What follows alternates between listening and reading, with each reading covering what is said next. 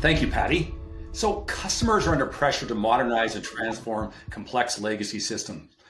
Time and budget constraints come up against business imperatives. So this isn't anymore, Josh, a CEO issue either. The line of business needs to be involved and engaged. People are going through, and it's not just a technical upgrade.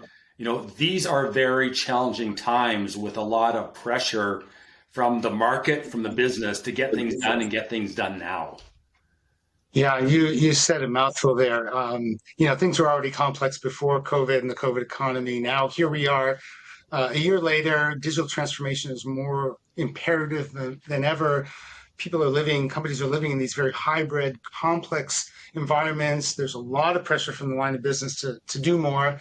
As you said, it's not just up to the CIO anymore. There has to be this coming together of forces, and these new solutions or new business processes have to live within the context of a SaaS fit to standard world that still demands, very importantly, that there's competitive advantage coming out of enterprise software. So it's a hard balancing act for a lot of companies. I look at as well. You see a lot of the home renovation business has gone way, way up in these times.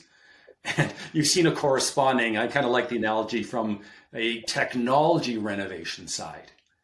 There's just so much pressure to do new things that the future has been accelerated so much into today that the pressure is really on in business imperatives to really do things different. What are you seeing in terms of what some customers are doing? Can we wait for S4? Well, S4 they're really trying to get as much functionality in S4HANA as possible, but it's a double-edged sword. One, there's a roadmap, and can you really count on the roadmap to give you what you want in some product that's not even really visible, available 18 months from now? And then the other question is, okay, now that if it's going to end up in S4HANA, it's going to be a standard process.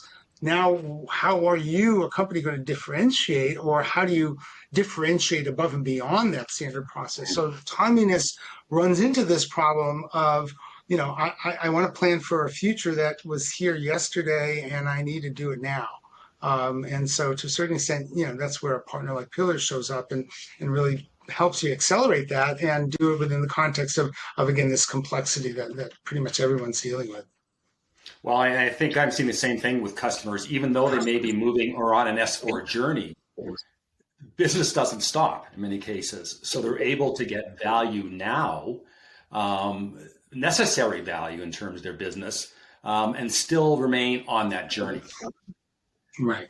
And that journey, that will include SaaS. And that's the other problem, is that you want to be running in the cloud.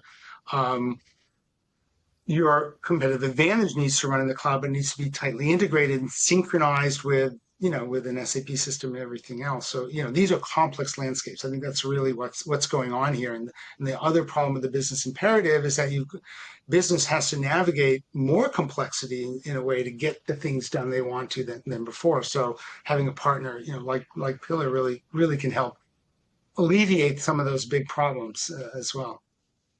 So let's talk a little bit about those complex landscapes. Because it's a hybrid landscape, there are different elements in that. So I think many of these customers are still being able to move almost in spite of that. Yeah, well, they have to move in spite of it. That's the problem, is that, and you and I have seen this before. I think we were once at an ASUG conference where someone in the aerospace defense group was talking about literally dozens and dozens of back-end ECC systems that they had to worry about upgrading. That's hard stuff, and obviously you can't move it all at once. I think that's the other thing. So, and I'm involved in this, and I think you are too as well. A lot of these decisions are about how do we do this intelligently? How do we move what we need to move? How do we maintain what we need to maintain? How do we find that balance? In particular, how do we continue competitive advantage and innovation in the app space without blowing things up and without breaking the bank either? So it is possible to do some pretty impressive new things, building upon some existing complexities and legacy infrastructures. So when the rubber hits the road on actually making things happen, what about the people side of things? There maybe have that resource constraints, how do they optimize their resources and still get these transformations done. And I mean, as you mentioned earlier, and I've seen business are wanting these solutions yesterday. Yeah, and they would like to, yeah, and they can't necessarily do it in-house either. I think that's really important. This complex motion towards a digitally transformed future based on this complex infrastructure problem that a lot of companies have means that they're resource constrained.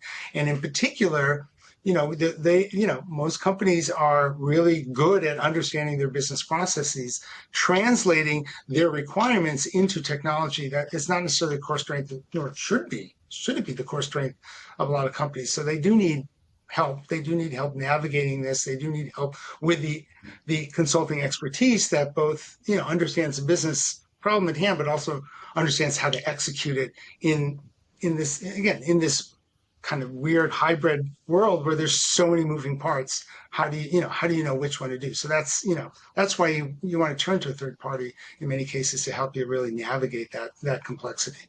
So Paul, you're out there in the SAP world as much as I am, or more even. What are you seeing?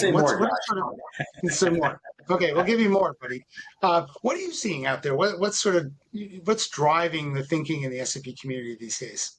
Well, I mean, I'm seeing a lot of customers that have some form of S4 motion underway, right? They're either looking at business case, they're planning and prep, they're executing, or at the end, they're working on realizing the value. So you got that going on. You also have a lot of pressures from a business side in terms of for the technology to actually do more and do it fast. And the other piece you have, the word is bantered around a lot, is around ERP modernization. Taking that ERP and really take it to the expectations of what businesses expect today. Yeah, and do it in the context of a complex environment that isn't, you don't get to do this in greenfield necessarily. There's a mix of brownfield and legacy that's going to have to stick around and stick around for a while, even though there's this 2027 deadline.